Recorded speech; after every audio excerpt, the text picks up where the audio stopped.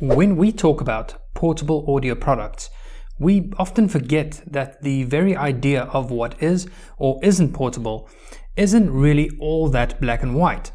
One product might technically be perfectly capable of being used in a portable setting due to being able to run off some kind of battery pack, but that doesn't mean that it is a particularly convenient device to be used in an on-the-go manner. To a large degree, the physical size of a device can make or break its value as a portable solution.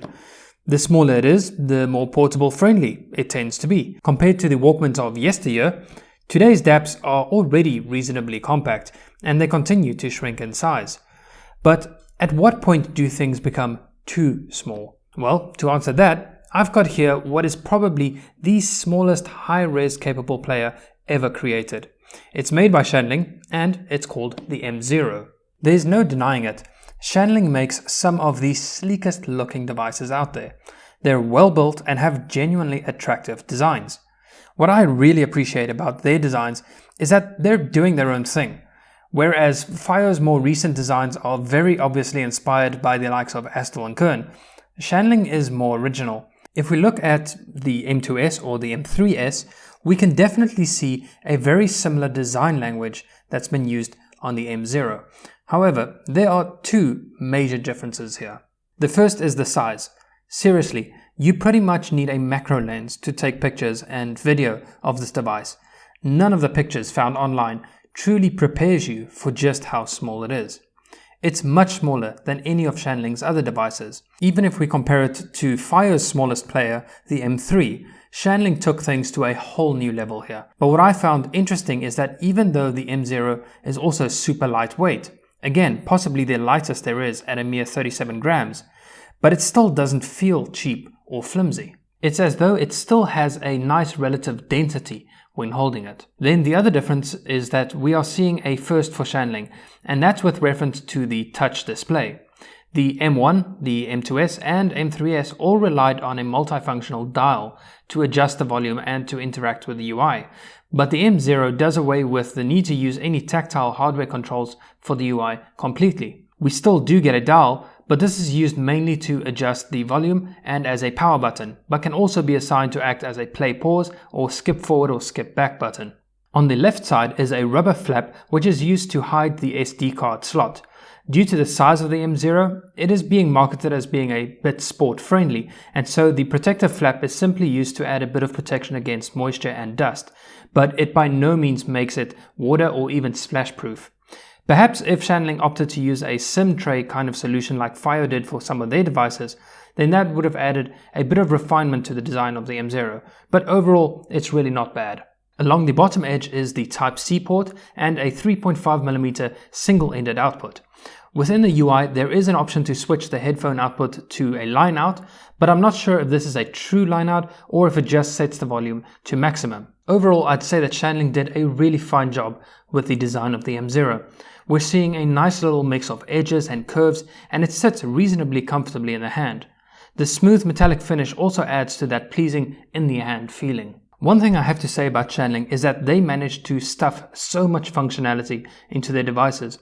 When they brought out the M2S, I felt that it probably packed the most bang for buck value of all the portable players out there due to all the features it had.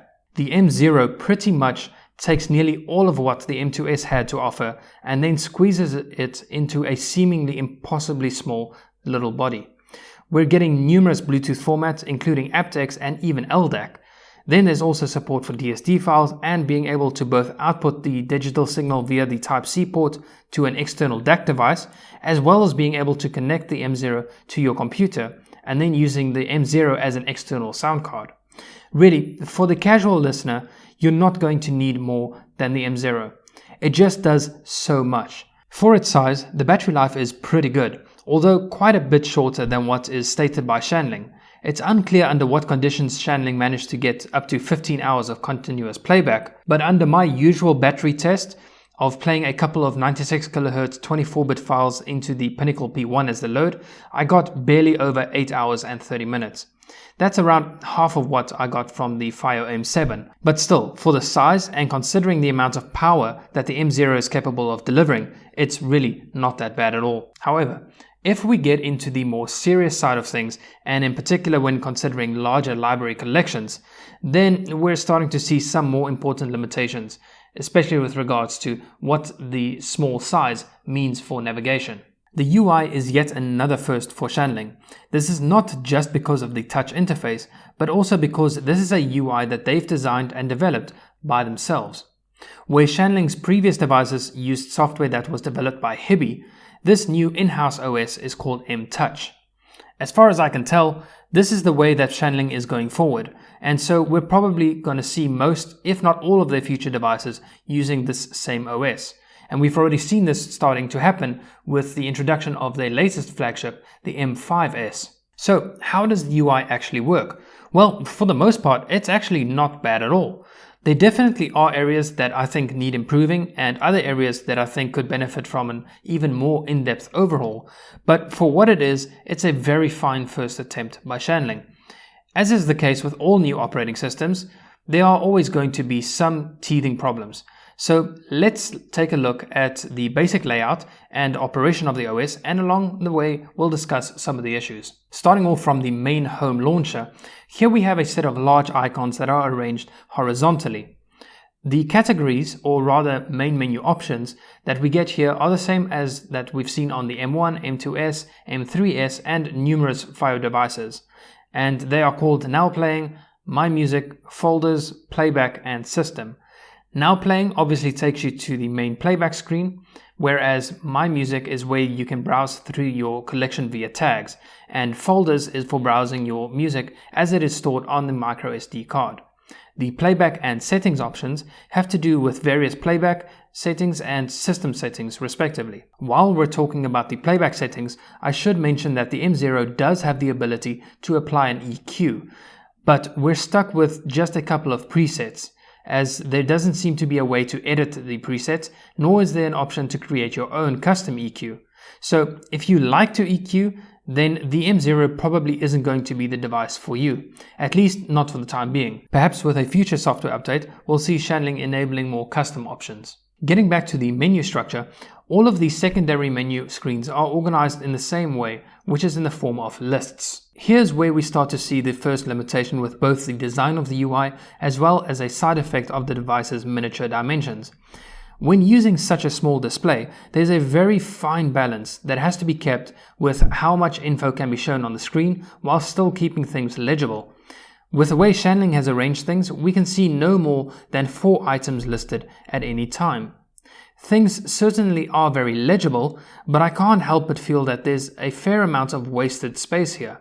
For example, when we look at any of the menu options, the first thing we see for each listed item is a colorful icon. It looks nice, but is it really necessary?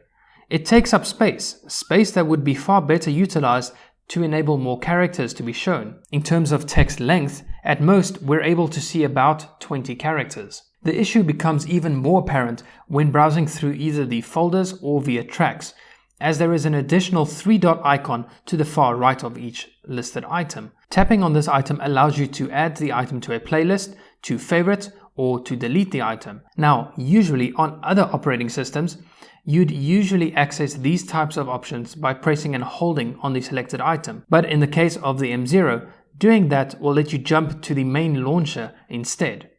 So really, this 3-dot icon seems to be the only way Shanling could have added these additional options. Now, getting back to the issue of the text, Shanling did address this somewhat by allowing you to quickly swipe left on a listed item, in which case it will then scroll the rest of the text along. This certainly works, but it's merely a band-aid. Better use of screen real estate would have still worked much better. While we're talking about the swiping gesture, a quick swipe right will let you jump back to the previous menu option. Now, I specifically say that this is a quick swipe gesture because that's exactly what you need to do. If you try to swipe slowly, the device won't register it correctly. Okay, that deals with the horizontal swiping. When it comes to vertical swiping, you need to be a bit more careful. As mentioned, because of the small screen size, you can only display a few items at a time. So obviously, to see more items, you need to scroll along. However, if you scroll too quickly, it'll jump into an accelerated scroll and you'll suddenly find yourself much further up or down the list than what you might have wanted. This seemingly ultra-sensitive vertical scrolling, coupled with the small screen size, can make navigating large libraries a bit cumbersome. That, to me, is the biggest flaw of the M0 and why I feel it's best suited for small music collections. It's all good and well to have the capability to use very large capacity storage cards and to be able to output the digital signal to external devices, but if the UI is designed in such a way as to make it a bit tricky to navigate, then those additional features might not end up being used by the user. Another standout feature of the M0 is its Bluetooth capability. At this price point, I don't know if there's any other player that can sport compatibility with aptX and LDAC. Heck, even other players costing much more often lack Bluetooth entirely, so the M0 shows off how much value is packed once again. The actual Bluetooth performance is a bit of a mixed bag. In an unobstructed setting, the M0 can easily attain the advertised 10-meter range. Again, for such a small and affordable device, this is great. But perhaps due to its size constraint, when we start introducing obstacles, even just your own body, then the range can drop dramatically, in some cases down to just a meter or two. Now, onto the sound. As far as this is concerned, of course, it's only natural to be perhaps a bit worried about how such a small device will perform. But as I've said what feels like a million times before, the outright difference in sound quality between all of these portable players is so small, and I say that in particular reference to the scale and types of differences you'd hear between headphones. Headphones really can make an honest, hand-on-heart, night and day difference, but the sonic differences between players tend to be way smaller than that.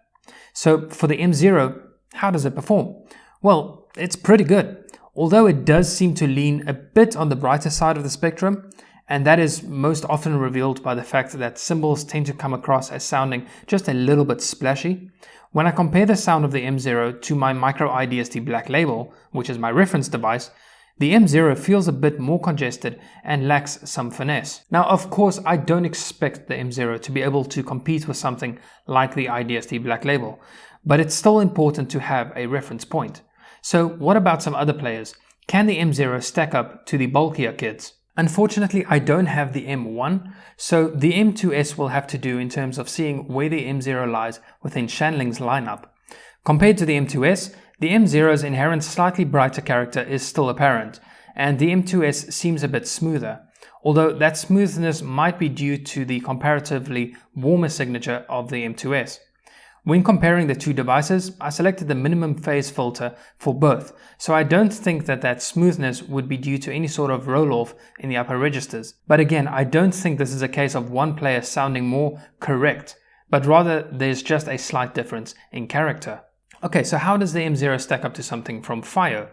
When we consider the price alone, of course, the FiiO M7 does cost double what the M0 does, but both of these devices are the latest offerings from the respective manufacturers, and I'm sure there will be at least a few people out there that would be considering getting either one of these devices. FiiO did recently announce the addition of the M3K, which will probably be a bit cheaper than the Shanling M0, but for now, let's look at the M7. The FiiO has a smoother, more refined signature. Overall, it just sounds more effortless.